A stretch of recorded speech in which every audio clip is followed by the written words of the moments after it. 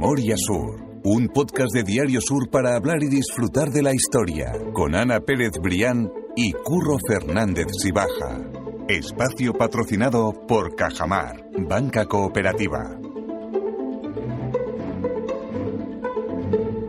Hola Ana, ¿qué tal? Hola Curro, buenos días. Ya empezamos hace unos episodios convocando a Fernando Alonso, fue en ese caso, y es que queremos traer a expertos de la historia de Málaga, porque hay muchas historias que no has escrito tú directamente en el periódico, pero que también merecen ser contadas y merecen pasarse por Memoria Sur, ¿verdad? Pues sí, además es que yo quiero que la cuenten ellos.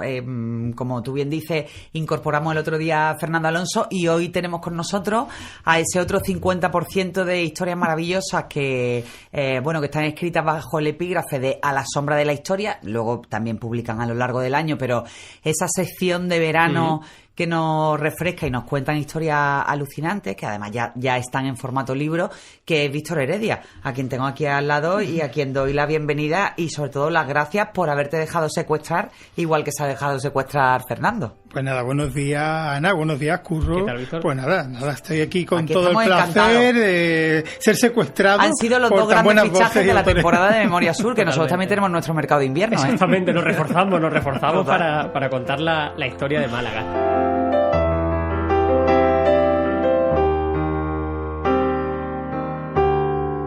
Y la historia que hemos elegido para empezar con Víctor en este caso, porque nos va a acompañar en varios episodios a lo largo de lo que queda de temporada, esta tercera temporada de Memoria Sur, es una historia que nos va a llegar por toda Europa prácticamente, porque vamos a hablar de un familiar directo, un descendiente directo de Napoleón, ¿verdad? Y bueno, es que no me quiero meter mucho en la historia, o sea que si queréis ponemos un poco el escenario, vamos a decir exactamente de quién vamos a hablar y nos cuenta si quiere unas pinceladas en principio, Víctor, de quién es esta persona y por qué es interesante, o sea, por qué estamos hablando hoy de ella en este caso.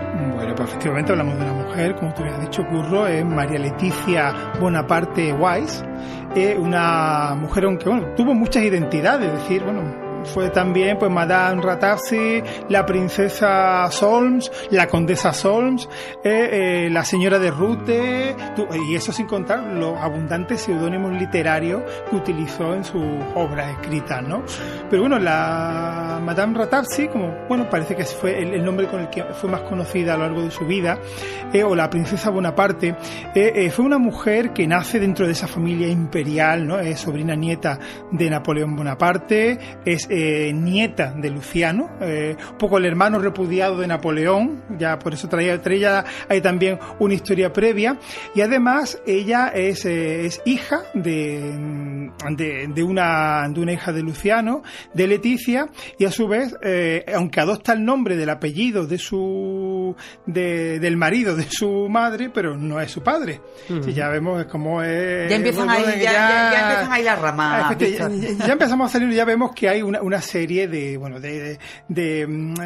casi de crónicas rosa, ¿no? Creo que no tiene nada que envidiarle del 19 a la que podemos ver hoy. Nada, yo a esta historia además la llamo el Sálvame del 19, con lo cual estamos... Tuvo su papel, porque esta mujer de la que estamos hablando, María Leticia, tuvo su vida, ella nace en Irlanda, pero se cría en París, conoce pues a los escritores más importantes del París de su época, entre ellos por supuesto Víctor Hugo o Alejandro Dumas. Después contraerá matrimonio muy jovencita y luego su vida pasará por Italia, por supuesto por Francia, por España, va a viajar por toda Europa y va a ir dejando huella por todos aquellos lugares por los que pasa, ¿no? Pero yo creo que vamos a tener tiempo ya para hablar más extensamente de ella. Uh-huh. ¿Y el vínculo con Málaga, Víctor? Porque ella vino aquí a Málaga a hacer una visita que quedó ampliamente documentada en la prensa de la época y, como tú bien dices, donde pisaba dejaba su huella, ¿verdad? Efectivamente. Su relación con Málaga la encontramos a través de dos vías. Por un lado, el hecho de que hiciera una visita a la ciudad, como era ya una mujer muy conocida por su trayectoria anterior, una de las grandes mujeres de las cortes europeas, aunque en algún momento de su vida fue republicana.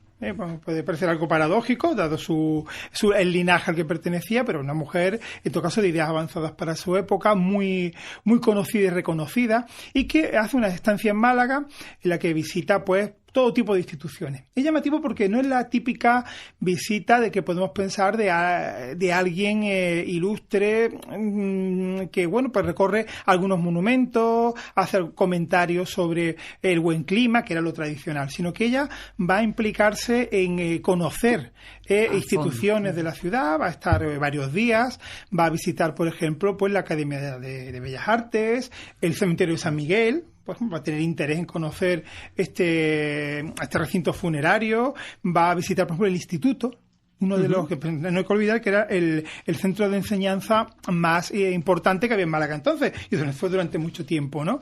Y allí va a visitar los gabinetes de ciencias, que es lo que da la crónica que llama más la atención. Y química, sí. Que ella mostrara interés, que iba más allá de la vida social, sino un interés realmente científico, un interés por el saber, por la enseñanza, que bueno, llamó la atención ya en su momento, que nos habla, por tanto, de una visitante diferente. También visitó a la Virgen de la Victoria, los santuarios, y parece que, según la prensa, hizo un regalo. Dejó una joya, ¿no? Con lo cual también nos abre la posibilidad incluso de investigar, ¿no? Para futuros proyectos, si esa joya sigue formando parte del tesoro de la Virgen de la Victoria. O sea, que no, se puede decir que la visita de la princesa Bonaparte no tiene nada que ver, antes hacía referencia a otras visitas más convencionales, pues que, bueno, recorría las partes típicas de Málaga, por ejemplo, y me ha hecho recordar la visita de Sisi, cuando llegó a Málaga, bueno, pues que visitó pues, lo típico, Cañelario, ¿no? Y después fue recibida por Amalia Heredia en la finca de la Concepción, ¿no? Efectivamente, en ese sentido fue una visita también de una mujer imperial, vamos a decirlo con todas sus palabras, pero que en el caso de Leticia, pues fue un poco más allá, un conocimiento algo más profundo de la ciudad, además fue una visita pública, vemos que Sisi vino de incógnito, ¿no? Aunque estaba, aunque era público y notorio de quién se trataba, pero quería que no tuviera demasiada repercusión. No fue el caso de la princesa Ratazzi, que vino que de hecho recibió homenaje. No sabemos dónde se alojó, aunque sí se le dio una comida en la fonda de la Alameda, en la Puerta del Mar, en el edificio Edipsa. Pero claro, puede que aquella visita larga, que corresponde a una etapa que ella está recorriendo España, luego todo eso lo dejará plasmado en un libro que escribirá en francés, también puede que esté relacionado con que ella tenía, al parecer, ya estaba en relaciones con el que sería su tercer marido, y que con el que acabaría contrayendo matrimonio unos años después, en un recinto, pues claro, pues incomparable, ¿no? Yo creo que el mejor, evidentemente, que podemos tener en la ciudad, como es la propia catedral. Otro hecho que ya la vincula de una manera todavía más fuerte, más estrecha con Málaga. Hay otra vinculación, aunque sea transversal, con Málaga. Tú hablas, bueno, de ese origen imperial, de la cuna. Ya era prima de Napoleón III, ¿no? Y estaba fuertemente enemistada con él y por extensión con su mujer Eugenia de Montijo, que hay que recordar que era hija de Manuela Kirkpatrick, de la que ya hemos hablado alguna ocasión en este podcast, malagueña. Efectivamente. Es decir, que le viene también ahí como una tercera rama, aunque sea muy lateral. Todos los caminos llevan a Málaga, ¿no? Todo, más o menos. Se puede decir que sí, ¿no?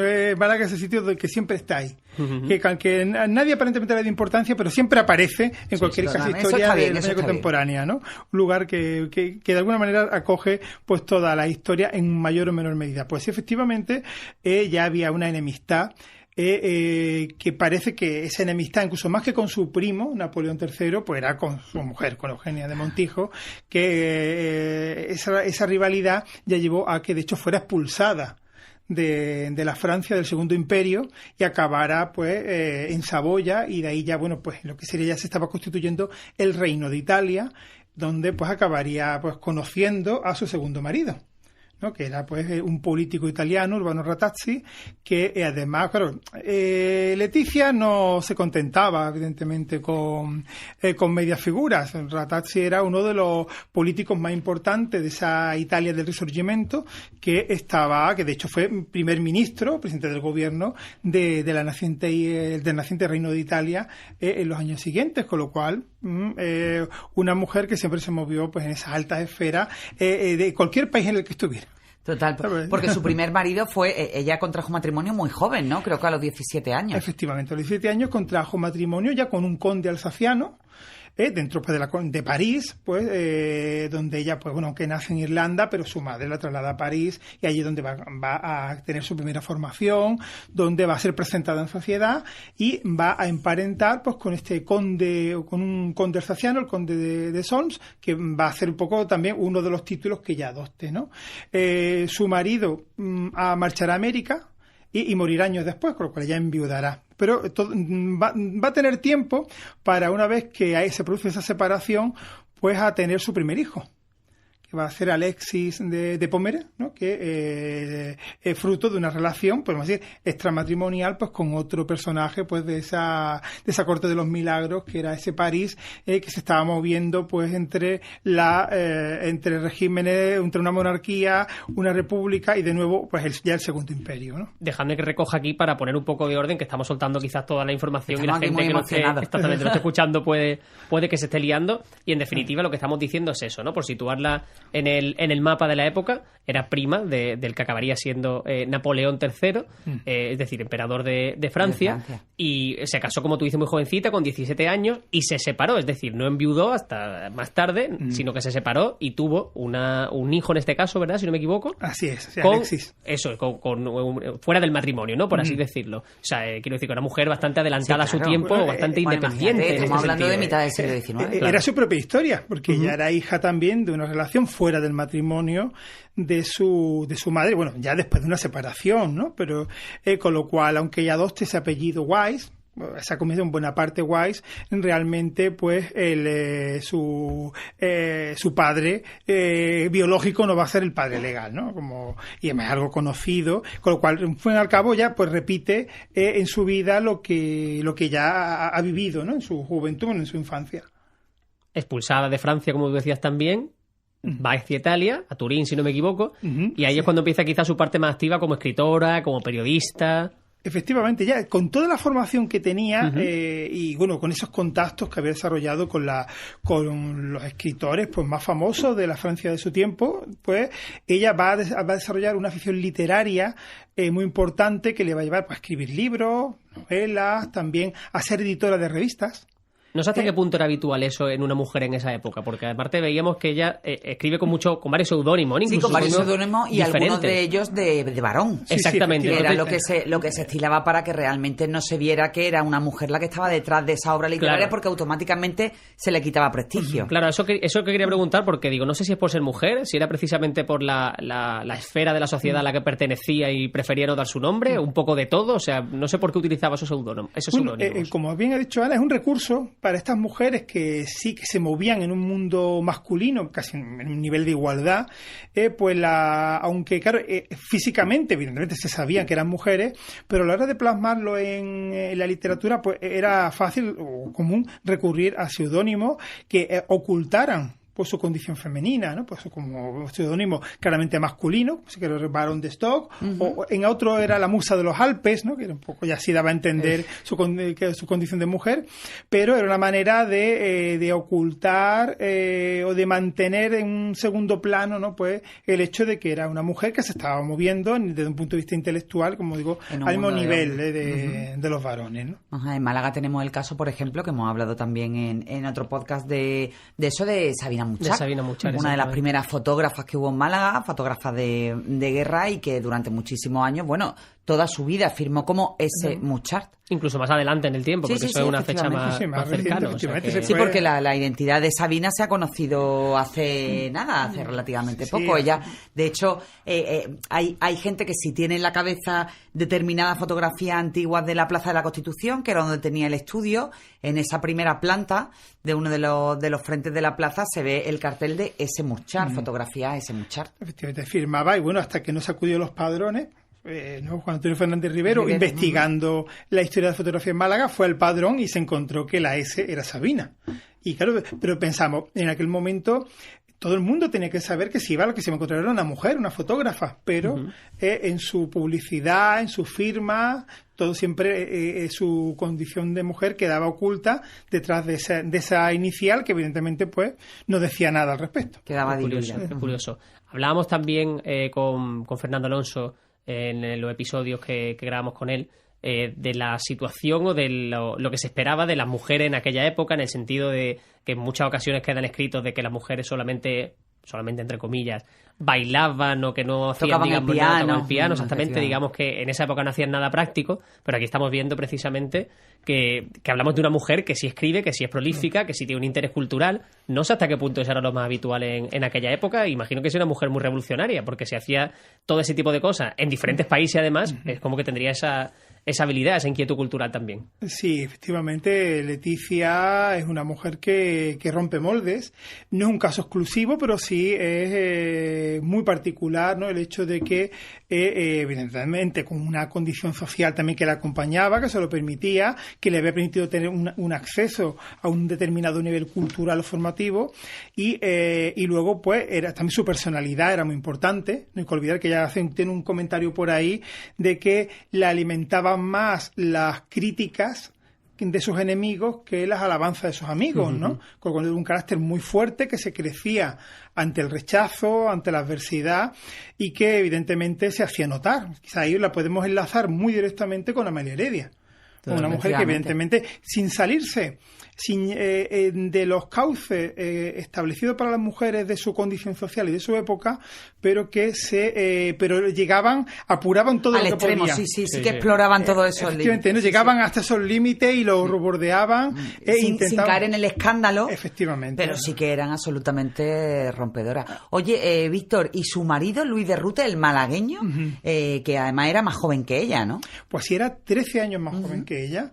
Pues no sabemos en qué circunstancias se conocieron, después de que ella enviudara de su segundo marido, con el que había tenido una hija, que la llamó Isabel la Roma. Además, Roma nació en Roma, ¿no? Y pues ella se traslada a España. Y, por tanto, había nacido en Irlanda, había estado en Francia, había estado en Italia. Ahora llega a España y se convierte en una auténtica animadora de la vida social madrileña. Las crónicas sociales que ya existían, pues, en la España de la primera restauración, en la década de 1870 y mucho, ¿no? Ya se habla de ella, se habla como una gran anfitriona, caótica. Eso sí, hay como una anfitriona caótica, que en su casa ya los mariñas de la época, ¿no? Ya dejaban caer en las crónicas de las fiestas sociales que en su casa todo estaba frío menos el agua, ¿no? Como digo que era. Pero bueno, una mujer que evidentemente llegó a España con un papel social importante, que se hizo amiga de Cánovas, de Sagasta, de políticos importantes del momento. Por tanto, eso también lo enlaza con el caso de Amalia Heredia, una mujer que me tiene amistad del más alto nivel. Como decía antes, desconocemos de qué manera conoce a Luis de Rute, que era más joven que ella, era un joven ingeniero malagueño que también era del Partido Liberal y que estaba ocupando cargos políticos en los ministerios de Sagasta. Fue su secretario de varios departamentos, había sido también director ingeniero jefe de Granada, donde había planteado la cuestión del desvío del río Darro por las inundaciones que había ocurrido allí en la ciudad granadina, y se conocen y se establece un noviazgo, y como comentaba antes, finalmente contraerán matrimonio en Málaga, en la catedral, pues posiblemente uno de los matrimonios más sonados o de más alto rango, por decirlo así, que hayan tenido lugar nunca en el primer templo de nuestra ciudad, ¿no? La madrina fue nada más y nada menos que Isabel II, en representación. Por poder, efectivamente. Ella ejerció esa de madrina. El padrino, si no recuerdo mal, fue el gobernador civil del momento. Y bueno, fue un 19 de enero, que recordar, y luego hubo un convite en la fonda de la Alameda, que era donde a ella la habían agasajado en su visita a Málaga. Puede ser que a lo mejor parte de esa conexión malagueña, bueno, estoy fantaseando, cuando tú dices que llega a la corte de Madrid, ella conoce también a Cánovas, a Cánovas del Castillo. Cánovas del Castillo, presidente malagueño y muy vinculado, él siempre mantuvo ese arraigo con los grandes hombres de Málaga, ¿no, Víctor? Pues sí, efectivamente. Ahí, y además muy vinculado también a Amalia Heredia. Claro, no quería que Cánovas, también acudía a Málaga y aquí mantenía contactos con las personalidades del Partido Conservador, y que incluso Amalia Heredia acudió a Madrid con su marido para apoyar desde allí este proceso de restauración y sobre todo el papel de Cánovas, con lo cual cual posiblemente en ese ambiente donde además liberales y conservadores compartían unos principios muy parecidos. Sí, ese turnismo que al final fue... Sí, que no era tan diferente en ese sentido. Efectivamente, sí. ¿no? Y ahí hay además, sí sabemos que el cumpleaños, el 9º cumpleaños de su hija Isabel Roma se celebró en Málaga, con lo cual hubo alguna residencia también residió, vamos a decir, en la ciudad, y que muchos escritores malagueños participaron, le hicieron un número especial, como un álbum, que era lo típico de la alta sociedad de la época, un álbum dedicado a esta niña, donde, bueno, firmaron, pues, por supuesto, Narciso de Escobar, Salvador Rueda, y, bueno, pues, Martínez Barrio Nuevo, bueno, los principales escritores malagueños de la época escribieron, pues, un poema, una dedicatoria a la hija de la princesa Ratazzi. Es curiosísimo esa capacidad, ¿no?, de influencia, de manejarse en diferentes países entre las élites, y a mí de hecho también me llama mucho la atención que el perfil de las dos primeras personas con las que se casan, los dos primeros hombres, son de un entorno y una cultura más elevada que Luis de Ruz, en este caso, que es malagueño, que por supuesto también era un perfil alto y culturalmente activo, pero que no es parte de la élite tampoco malagueña ni española en este caso, o sea que es un perfil quizá mucho más discreto que los dos maridos anteriores. Efectivamente, se ve que había probado se ve ya... que se enamoró locamente Exactamente, un malagueño. O que ya no le gustaba tanto la nobleza. Hombre, que era malagueño, Curro. Exactamente. Bueno, hay que, posiblemente, ¿no? Pues el salero de la región, ¿no? Y el carácter, me imagino que abierto y afable que debería tener por Luis de Rute, además que era Luis de Rute Giner, sí, que era primo de Giner de los Ríos, y de hecho ya también nos enlaza con ese carácter liberal dentro que tanto le gustaba social, a Leticia, ¿no? Que fue uno de los fundadores de los primeros accionistas de la Institución Libre de Enseñanza. Pero ya las ramificaciones que vamos viendo, ¿no? Y un hombre en todo caso pues brillante, que bueno, también hay que decir que ya donde ponía pues el ojo del marido, pues la verdad tenía algún tipo, parece que de malfario, porque también es verdad que él murió joven, ¿no? Y el matrimonio apenas duró 9 años, en este caso, porque también acabó enviudando de... Adoptan a 2 hijas ellos, ¿verdad? Efectivamente, adoptan a 2 niñas, Teresa y Dolores, no sabemos mucho de ellas. Una, al parecer, muere en un accidente, que se habla de un carruaje que la atropelló, y muere con pocos años, y la otra hay diferentes versiones, que algunos hablan también de que muere a muy corta edad y otros de que tenía algún problema que hizo que se mantuviera junto a su madre y que prácticamente murió casi al mismo tiempo que su madre, ¿no?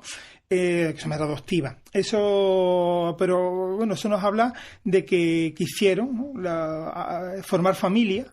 No hay que olvidar que ya el hijo mayor de Alexis pues ya se había independizado. Isabel Roma acabó casándose con otro ingeniero español y ya estableciéndose en España, y luego tuvieron esa intención de formar familia mediante la adopción de 2 niñas, que eso sí que es muy llamativo en personajes de esta clase alta. De esa clase. Es curioso, la verdad. Yo no sé si a vosotros queda algo por comentar de esta historia, pero yo creo que hemos cerrado bastante. Sí, a mí el último vínculo, que muere de una pulmonía en 1902, justo en el mismo año que Amalia Heredia. A mí me encanta, es que siempre encontrar los vínculos entre las grandes mujeres y me gusta pensar que se hubieran conocido, quizás. Seguramente. Que hubieran coincidido, sí. Seguramente. Ella fuera en Málaga o en Madrid, seguramente eran 2 personas muy, muy fuertes, para que no sentiera para que la atracción. una no supiera de la otra, claro, y no se sintieran atraídas, porque al final... Y quién sabe si al mismo tiempo pues pudieran hasta repelerse, porque claro, caracteres tan fuertes suelen chocar, ¿no? Pero sin duda tuvieron que tratarse personalmente y mantener algún tipo de relación, y por supuesto mantener, tanto como con Málaga como Madrid, ambientes similares, conocidos similares, y se movieron en círculos pues, de la alta política, de la alta sociedad española, también malagueña, de esa última parte del siglo XIX. Me gusta esta radiografía, esa qué maravilla, claro.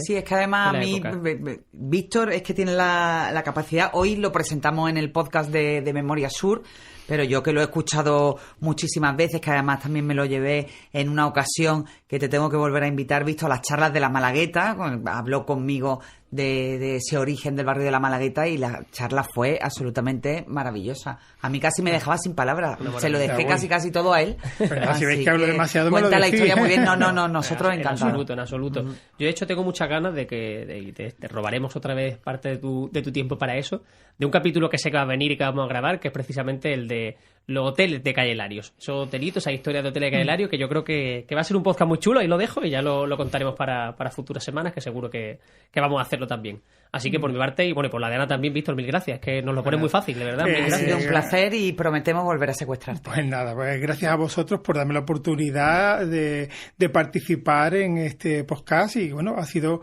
un placer y nada, encantado de volver aquí. Mil gracias de verdad.